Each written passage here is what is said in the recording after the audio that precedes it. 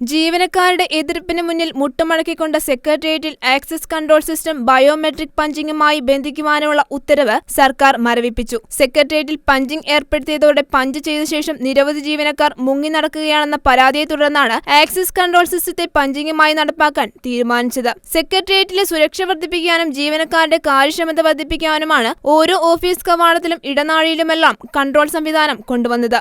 എന്നാൽ ഇത്തരം പരിഷ്കാരങ്ങളെ ജീവനക്കാരുടെ എല്ലാ സംഘടനകളും ഒറ്റക്കെട്ടായി എതിർക്കുകയായിരുന്നു. എന്നാൽ എതിർപ്പുകൾ മറികടന്നാണ് ഇന്നു മുതൽ 2 മാസത്തേക്ക് പരീക്ഷണാടിസ്ഥാനത്തിൽ നടപ്പാക്കാൻ സർക്കാർ ഉത്തരവിറക്കിയത്. ഒരു ഓഫീസിൽ നിന്നും മറ്റൊരു ഓഫീസിലേക്ക് പോകുന്നതിനും മെയിൻ ബ്ലോക്കിൽ നിന്നും സെക്രട്ടേറിയറ്റ് അനക്സിലേക്ക് പോകുന്നതിനും സമയവും നിശ്ചയിച്ചിരുന്നു. എന്നാൽ ജീവനക്കാരുടെ ശക്തമായ എതിർപ്പിനെ തുടർന്ന് ഒടുവിൽ പൊതുഭരണ സെക്രട്ടറി KR ജ്യോതിലാൽ ഉത്തരവ് ഭേദഗതി ചെയ്തു. ബയോമെട്രിക് പഞ്ചിംഗുമായി ബന്ധിപ്പിക്കുമെന്ന ആദ്യ ഉത്തരവിലെ പരാമർശം നീക്കി. 2 മാസത്തെ പ്രവർത്തനത്തിനു ശേഷം ലഭിക്കുന്ന റിപ്പോർട്ടുകളുടെ അടിസ്ഥാനത്തിൽ മാത്രം തുടർ തീരുമാനമെന്നാണ് പൊതുഭരണ വകുപ്പ് പറയുന്നത്. ഇന്നു മുതൽ എല്ലാ സർക്കാർ ഓഫീസുകളിലും ബയോമെട്രിക് പഞ്ചിംഗ് സ്പാർക്കുമായി ബന്ധിപ്പിക്കണമെന്ന നിർദ്ദേശവും പൂർണ്ണമായും നടപ്പാക്കിയിട്ടില്ല. 14 ജില്ലാ കളക്ടറേറ്റുകളിലും ബയോമെട്രിക് പ്രവർത്തനം തുടങ്ങി. 70% ഡയറക്ടറുകളിലും ഓഫീസുകളിലും മാത്രമേ പഞ്ചിംഗ് സംവിധാനം നടപ്പാക്കിയിട്ടുള്ളൂ എന്നാണ് ഇതുവരെയുള്ള കണക്ക്. വകുപ്പ് സെക്രട്ടറിമാരുടെ റിപ്പോർട്ടിനു ശേഷമേ അന്തിമ കണക്ക് ലഭിക്കൂ.